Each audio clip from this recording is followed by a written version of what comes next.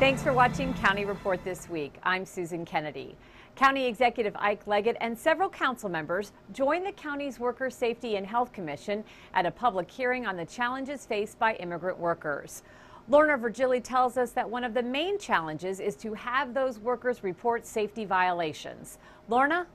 Susan, according to OSHA, 13 people die daily on the job in the United States. Now, that rate is much higher for Hispanics. That's why this forum was about creating awareness about the immigrant worker. The main testimony came from Juana Maria Molina, widow of Orlando Hernandez, an immigrant worker who died on the job last year while he was climbing a ladder to trim a tree while working as a day laborer. County Executive Ike Leggett participated in a public hearing held by the county's Worker Safety and Health Commission. The hearing came at a time when Montgomery County adopted regulations strengthening worker health and safety on county-funded construction projects. Every job in our community ought to be a safe job. Many of the most hazardous jobs in Montgomery County today are done by immigrant workers. County government projects aside, Montgomery County does not have the responsibility for assuring safety and health in the workplace. This is a state responsibility, but we can help monitor the state and make certain that they do their job.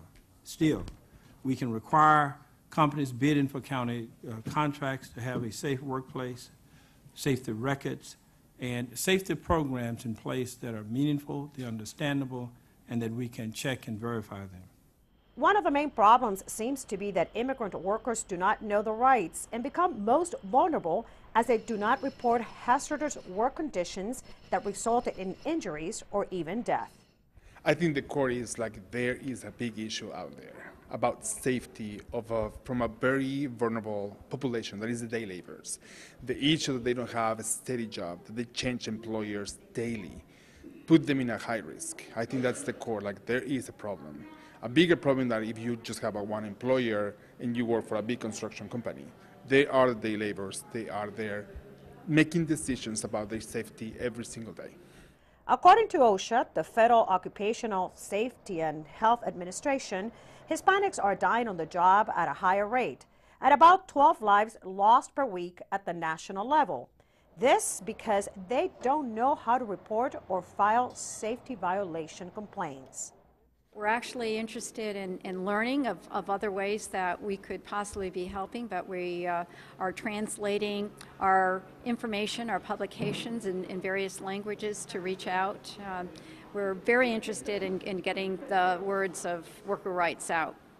The existing challenge continues to be that immigrant workers do not exercise their workplace rights. Things as simple as asking for protective equipment or safety devices. For County Report this week, I'm Lorna Virgili. The County Council has voted on a controversial measure that would protect displaced service workers. The bill would require successor contractors to retain certain workers for 90 days after taking over the contract. Supporters of the bill say it protects those low-wage earners from unemployment. What this bill does essentially is is following the District of Columbia, which has had this bill on the books for 18 years. And it essentially says that if a contractor decides to fire a group of workers, in order for them to do that, they have to give the workers a 90-day notice of intent to get rid of them. And so we thought this was just a very modest approach to putting a base underneath the most vulnerable workers in our community. These are workers that are just above the minimum wage, who have to work 2 and 3 jobs just to make ends meet. And so we were very happy to be able to pass this legislation today. As part of Hispanic Heritage Month, students at Quince Orchard High School held a ceremony in a packed gymnasium to celebrate. Statistics show Montgomery County is now a majority-minority county, and at Quince Orchard, 21% of the students are Latino. Our videographer Mike Springerth was there for the festivities, and he brings us this report. There's a new club that we have here. It's called Adelante. It means moving forward. And the kids wanted to bring forward the importance of the cultural heritage and show the school how proud they are of their Hispanic heritage today. As we all know, the population in Montgomery County has changed tremendously, and there's a great increase of Hispanic residents in the county. And as a teacher, it's important for me to motivate my students, and one of the ways that students are motivated is by realizing that they belong in the environment. Having their culture represented in an assembly like this makes them feel proud, and so therefore motivates them to achieve more in school and in life in general. I'm Renzo Reyes. I am the president of Adelante. We've dedicated ourselves to helping Hispanic students, the whole Latino community, to try to be more involved in the school system, and so that we can help them better their grades, get more SSL hours, help them understand the college application process better. We put together an assembly, which is called the Hispanic Heritage Assembly.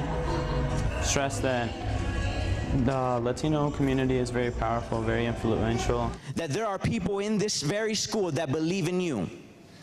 And I want to tell you that I believe in you. Adelante believes in you. The administration believes in you and believes that you can succeed in life. But we can only go forward and enhance our quality of life if we do that together. If we do that by having mutual respect for one another. If we do that by understanding the contributions that we all make. If we do that because we believe that as a community, together, we can make a positive difference.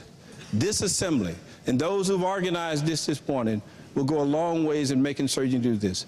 Have a wonderful morning. Congratulations. And I look forward to come back to the Cougar Dome and to see you again. Thank you very much.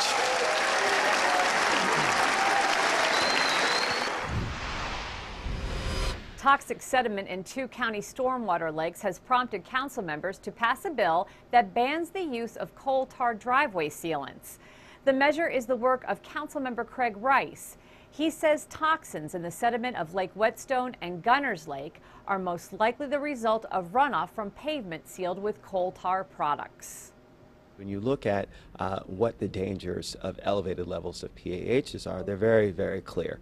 You know, cancer-causing carcinogens are something that we don't want to have in our community. And so, you know, while True Value and Home Depot and Lowe's have already said, look, these are things that we don't want to have on our shelves, it's important for us as a county to say, look, this is something that we don't want to have on our streets as well, or in our neighborhoods. SAT results were released nationally last week, and it was great news for Montgomery County Public Schools. Here's the story from MCPS TV. Students in the class of 2012 have set a new record for Montgomery County Public Schools, producing the district's highest ever SAT scores. With a combined average score of 1651, MCPS students far outranked their state and national peers on the college entrance exam. The average score nationally was 1498, while the average Maryland score was 1487. The district's SAT performance was strong across all racial groups. African American and Hispanic graduates made strong gains, outperforming their peers in the state and the nation. So we're seeing increased participation, particularly by kids who have traditionally not taken the exams. When I say traditionally, I mean across the country. And we're seeing some great results. So we still have a long way to go, but I'm really, really proud of our folks. MCPS schools have used numerous strategies to get these outstanding results. At Gaithersburg High School, scores rose 16 points over the previous year, and more students took the exam. We attribute the success on the SATs to being very strategic and intentional in our supports for our students here at Gaithersburg High School. Having all of the pieces together, and it's really a team effort so that the students feel that the school is behind them 100%. How many people in here have taken the SAT? There is a culture of high expectations and collaboration at Gaithersburg, and students there know that their teachers, counselors, and administrators will provide them with the support and resources they need to prepare them for success on the test, in school, and beyond. They give you all the tools. It really comes down to the student using those tools and exercising his right to move, or his or her right to move on from this point to the next.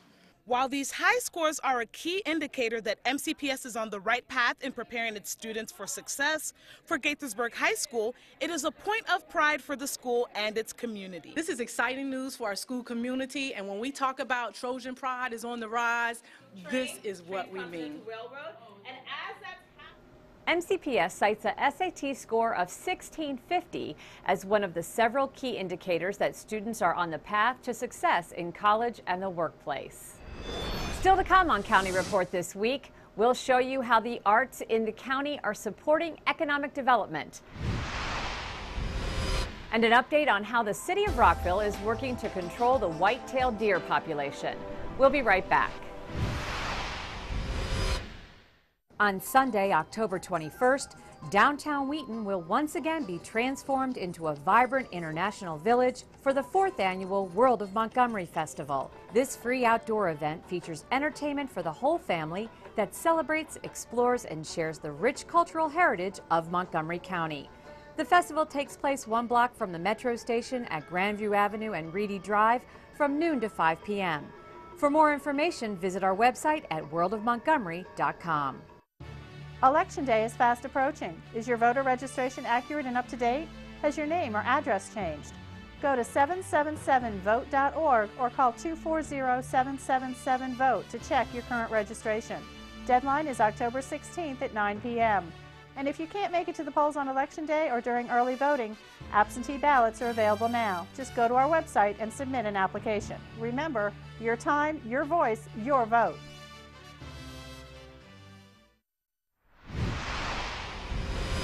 Welcome back to County Report this week. Montgomery County's Arts and Economic Prosperity 4 Summit was held on September 19th in Silver Spring. MyMC Media's Sonia Burke was there and she has the story. Sonia?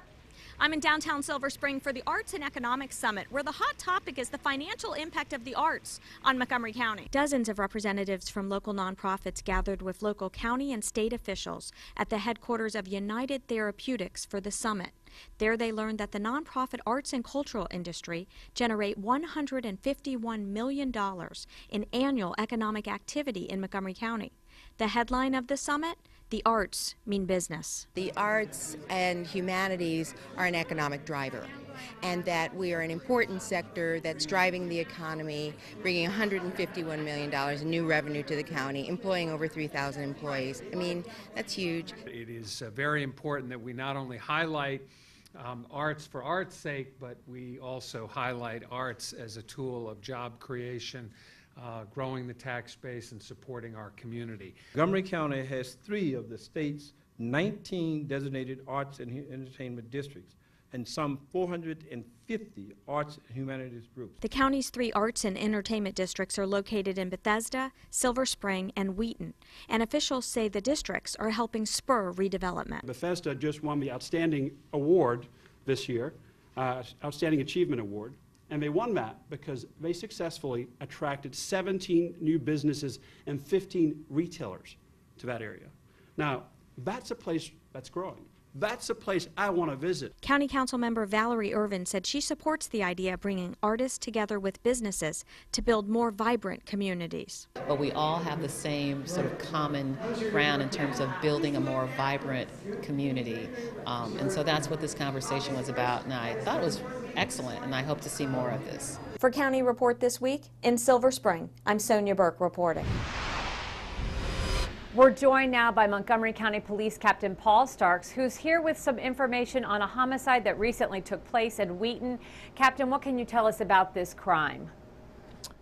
On Saturday, September 22nd, in the early morning hours, Rocio Nicare Morcello was stabbed in her stairwell in her apartment on Georgian Way in Wheaton. Detectives soon learned that it was her boyfriend that had committed the crime and obtained an arrest warrant for him. On Tuesday, September 25th, he was detained in Miami, Florida. So this sounds to me like it was a domestic violence situation. Is that correct? That's correct.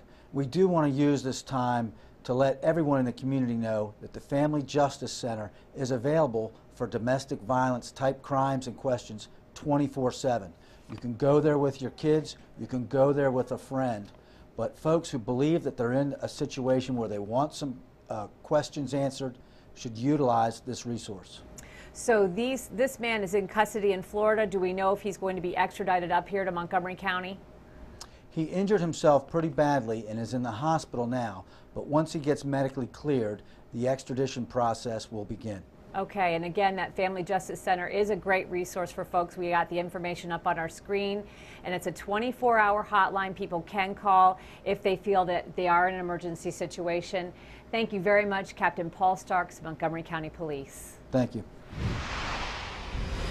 Rockville is moving forward to implement recommendations to study the white-tailed deer situation in the city, and they are partnering with the county to do it.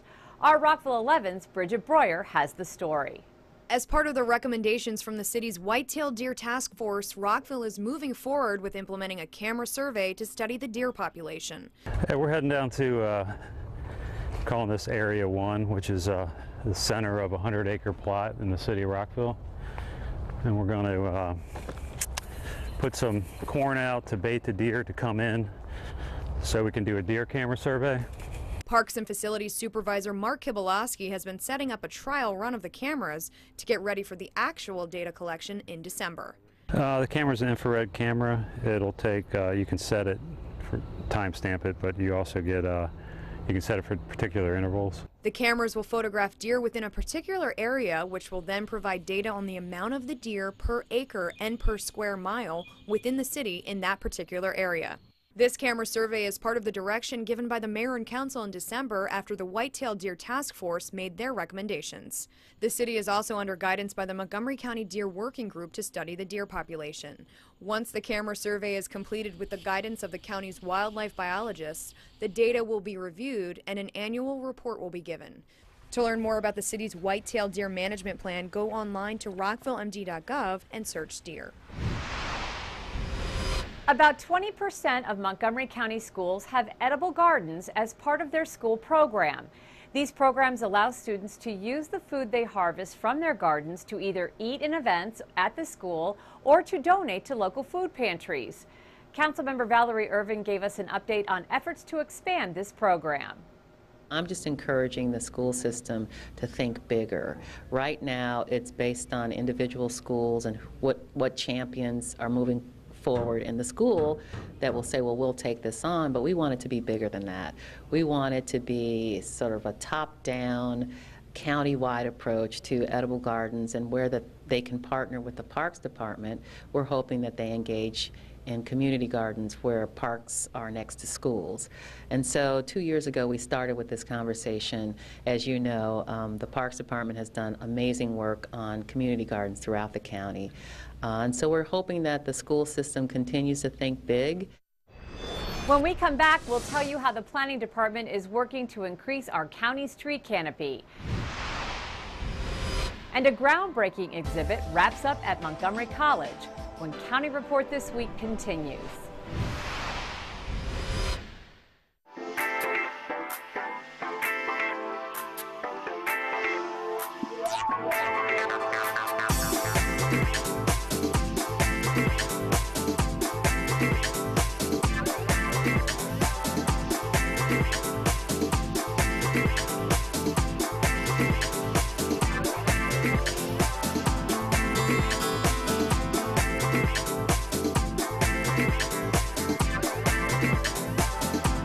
Shelters are the best places to find a new pet. You little rascal. That's where you'll discover healthy, loyal, and loving animals. Oh, ladies first. Eager to become a part of your family. To find out more, visit theshelterpetproject.org. Welcome back. Recently, urban planners took a look at this county's existing tree cover to see where improvements could be made. The analysis found that there is a significantly lower amount of trees in our urban neighborhoods than in most surrounding suburbs. So, officials at the Planning Department are being proactive in addressing this issue.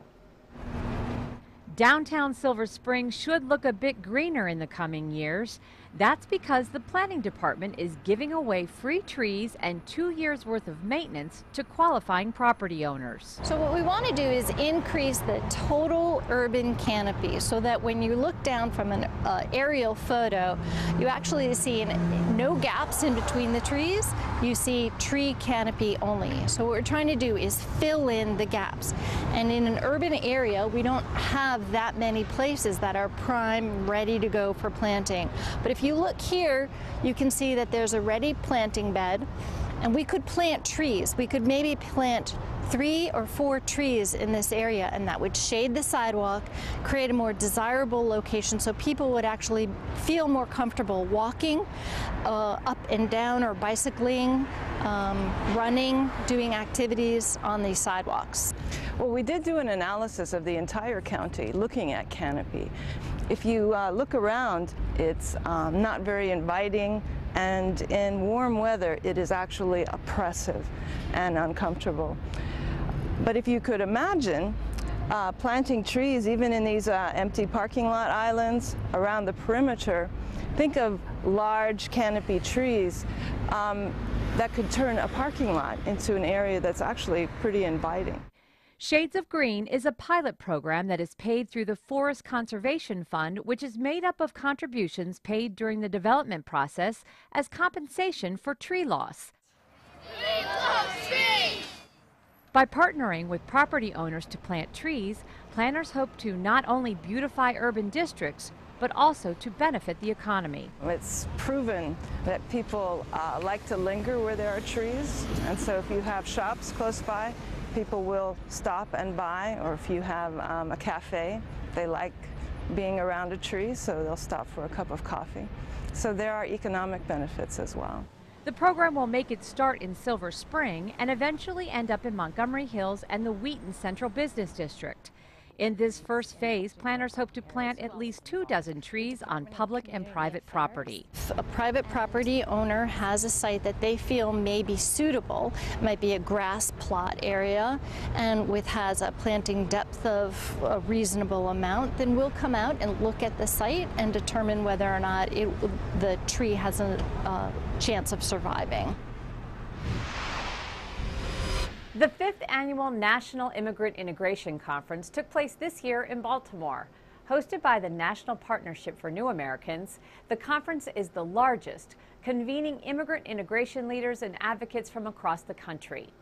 It's designed to take the public dialogue on immigration beyond enforcement and ensure that immigrants have the opportunity to become integral members of the community. Montgomery County participated, showcasing its Welcome Back Center as a key component in helping foreign professionals find the path to validating their professional titles in Maryland. People are absolutely interested in getting Welcome Back Centers in other jurisdictions. We are very fortunate to have one of 10 Welcome Back Centers in our Montgomery County. We're serving Maryland and other jurisdictions in the metropolitan area. And it's really impactful. One of the things that happen every time I go to a conference or I talk to other people is, how do I make it work? How does this happen? And can you help us make it grow? So it really puts Montgomery County at the forefront in the nation to be able to assist other jurisdictions in bringing in their own Welcome Back Centers and supporting the contributions of immigrants. The county's Welcome Back Center is operated by the Department of Health and Human Services, offering classes and training to immigrant professionals so they can continue their career in the state. A groundbreaking photo and written word exhibit at Montgomery College has just closed with a gala reception, and MCTV's Michael Brown was there. Here's his report. The exhibit, Portraits of Life, LGBT Stories of Being, celebrates the human experience and the rich diversity of the county. And it was fitting that Montgomery College hosted its first showing. It is a wonderful evening to gather as we celebrate the power of being true to oneself, to being comfortable in your own skin, and of embracing, empowering, and expressing who we really are and using that conviction as a source of personal and community strength and betterment. Now, I think that probably sounds a little familiar to a few of you, and I hope that it does. In fact, it's actually the mission of Montgomery College. She also paid tribute to the subjects of the exhibit. We have shined the spotlight on individuals who are proud of who they are, who love their story, and are unashamed to share that, even while that may have been a journey for them to do so. And the subjects featured in the exhibit reflected on being a part of it. I think part of my message is that we all have a story and we're all no different from each other, but at the same time I do think it's important to celebrate the LGBT diversity that we have. I think it's really important that it's an eclectic group of people, lots of different professions represented, politicians, a police officer. So it really shows that Montgomery County is a very accepting place to be. Another subject of the exhibit, Jeffrey Slavin, was honored because a grant from his family foundation made it all possible. I want to congratulate my colleagues who were portrayed along with me and thank them all for all they have done to make our county such a desirable place to live. So let's have a round of applause for them. And I feel extra special to be the recipient of this great honor and attention tonight. And I urge everyone here today to talk to others about the show, get involved in some way with the college, and continue to educate your friends and family about the value of every human being, especially those with an alternative sexual orientation. Thank you. For County Report This Week in Tacoma Park, Silver Spring, I'm Michael Brown. Enjoy the food. Don't go away, because when we come back, Kathy Stanhope will be here with our Pet of the Week. We'll be right back.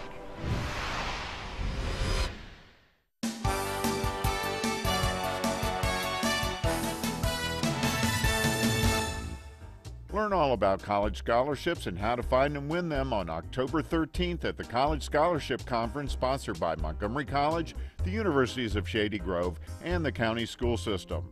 Online registration is strongly recommended. MC's Cultural Arts Center on the Tacoma Park Silver Spring campus has scheduled an impressive array of programs for the fall season. From an introduction to opera to a special Hanukkah celebration, there's a performance for every member of the family. Check out the program calendar online. MC will join millions for the Great Southeast Shakeout on October 18th. Students, faculty, and staff will drop, cover, and hold on during a 1-minute drill that teaches how to protect yourself in the event of an earthquake. For more information about the endless possibilities at your community college, visit our website. Welcome back to County Report. On October 5th, the county will host the 6th Annual Health and Wellness Fair at the Silver Spring Civic Building. Councilmember George Leventhal chairs the council's Health and Human Services Committee, and he told us what will be offered at this year's fair. There's 2 local Silver Spring businesses that have sponsored this health fair. This is the 6th year now. It's free, it's open to the public. It's all day long on Friday, October the 5th in the Silver Spring Civic Building. You can get a blood pressure test, you can get an HIV test, you can get stress tests, a variety of ways to just check in. You can get a dental screening. You can get information about fitness and nutrition. There will be exercise counseling. It'll be a variety of booths and tables and structured discussion all day long. You can just drop in anytime. It's time for our Pet of the Week segment with Kathy Stanhope. Hi, this is Kathy Stanhope with your Pet of the Week at the Montgomery County Humane Society. And we are here with Michaela. She is a cute little girl. She's about a 2-year-old Manchester Terrier mix. And as you can see, she's an eyebrow dog. She has the most adorable, outstanding eyebrows.